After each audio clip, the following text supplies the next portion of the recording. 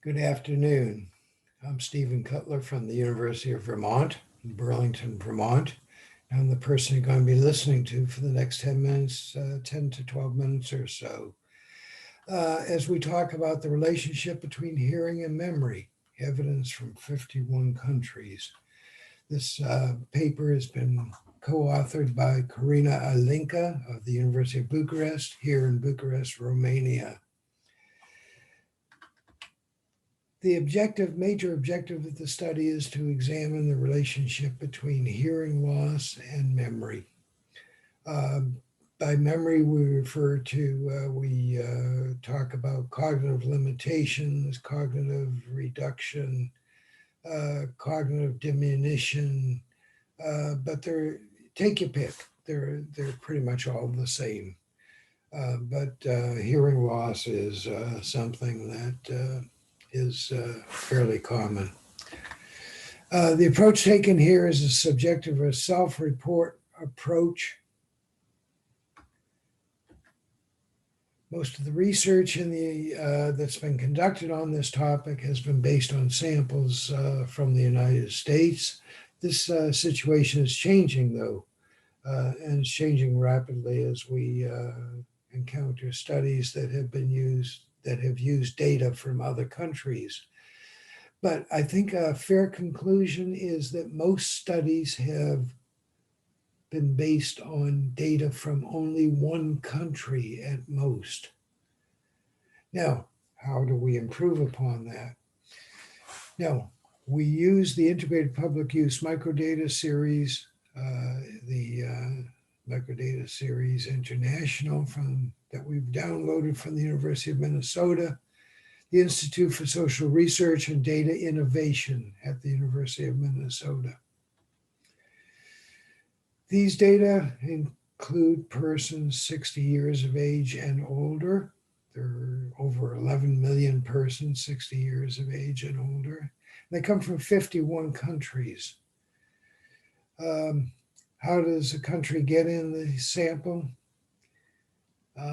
of 51? Basically, it involves countries which have a full set of information about the variables that we are using. Hearing loss, cognition, and the 4 control variables. If a country has complete information on those, it is eligible for inclusion in the study. Now, in terms of reported hearing, is this person deaf, or does he or she have a serious difficulty hearing? That is the question that has been used in many of the studies. Reported cognitive ability because of a physical, mental, or emotional condition. Does this person have serious difficulty concentrating, remembering, or making decisions? That is the relationship between hearing and cognition. Now, we do know that there is some variation in the question wording from country to country, and this is to be entirely expected. Given that the countries participated in the IPOM series, or that the IPOMs were able to obtain data from countries, from the 51 at least countries, the number is much larger than that. The number of data points that are available is much larger than 51.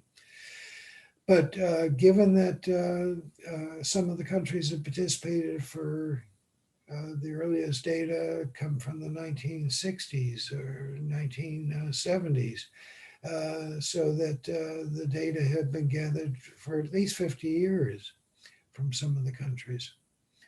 And given that also that there are 51 countries, it would be a surprise if there weren't variation in the question wording.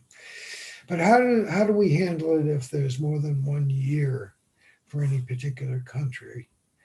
The United States, for example, is a country in which there is more than 1 year of data available. And all variables are included in more than 1 year. The answer to this is very straightforward and simple. We have simply taken the most recent data set that is available. In terms of the bivariate relationships between hearing and memory, we look at Pearsonian correlations, the multivariate relationships. We use regression analysis, and we have controls for the educational attainment of the subject, the gender of the subject, the age of the subject, and the marital status of the subject. We thought it might be useful just to present the summary of the results. The R between hearing and memory is 0.334, which is very strong for a relationship between two variables in the social sciences. The beta is the relationship between the two variables, hearing and memory, with the effects of the four control variables removed. The multiple R is the effect of the five variables taken together and their effect on memory. And that is the strength and magnitude of the relationship is 0.348 in terms of the multiple R. If you multiply the multiple R by itself, you get the R squared multiple, or the adjusted R squared, which in these cases are the same given the large number of subjects. And it indicates that about the five variables together to explain about 12, a little over 12% of the variance in the dependent variable. Now, that may seem like a lot or a little, depending upon your point of view, but in terms of the social sciences, explaining 12% of the variance is a fairly high percentage. Now, it still leaves 88% of the variance that's unexplained by the variables that we have used, but nevertheless, it's still a high percentage of variance explained. The average N is simply the 11 million subjects divided by the 51 countries and gives us the average N. The actual N, of course, varies considerably depending upon the particular country that's supplying the data. We thought you'd also like to take a look at the relationships for the particular regions, the regions that we've looked at. I won't comment very fully on these data except to say that the R varies between 0.086 for the person 60 years of age and older from the 9 South American countries to 0.671 for the 8 countries and the person 60 years of age and older who are in the Asian region. These are the regression coefficients, and they respond, act very similar to the direction, strength of the relationships that we saw for the bivariate correlation coefficients. South America, 0.075 to 0.641 in the 8 Asian countries. These are the relationships between the regression coefficients for the control variables, and the full model summaries are included in this table, table 4. Now, in terms of conclusions, if you can't hear it, you can't remember it.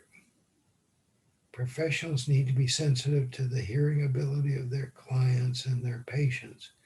Let me put this another way, that all professions act on a model of informed consent. And informed consent, we know that there are threats to the operation and to the way in which informed consent operates, and these threats come from both sides of the relationships. They come from the professional, and they come from the person. But nevertheless, if you can't hear it, you can't remember it. You can't act upon it. If you can't hear it, you can't remember it. And that's the main conclusion that we would like to leave you with. Now, the next steps in this research program are to examine the links between the subjective and objective measures, the causal connections between hearing and dementia,